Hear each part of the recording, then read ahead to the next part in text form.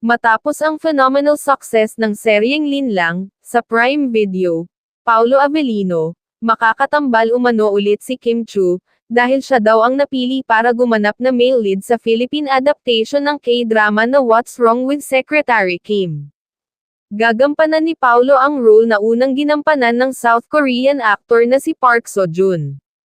Samantala, sigurado na daw, na si Kim Chu ang gaganap na female lead character na unang ginampanan naman ng South Korean actress na si Park Min-young.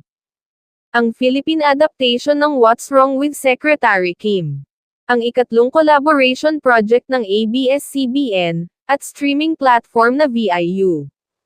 Kalat na kasi ngayon sa social media, ang balitang si Kim na ang bibida sa remake ng naturang South Korean drama, na pinagbidahan nina Park Seo-joon at Park Min-young. Napanood ang K-drama na ito sa Kapamilya Network, na nakadub na sa Tagalog kaya naman na-excite ng bonggang-bongga ang mga fans ni Kim, nang mapabalitang ang aktres nga raw ang gaganap sa karakter na pinasikat ng Korean actress na si Park Min-young. In fairness, ay kakatapos lamang ng top trending na drama series ni Kim na Linlang, kasama sina Maricel Soriano at Paolo Avellino, ay may bago na namang project. Una nang ibinahagi ni Kim ang litrato nila ni Deo Endrinal, ang head ng Dreamscape Entertainment ng ABS-CBN. May mga pictures din siya kasama ang production staff ng Dreamscape.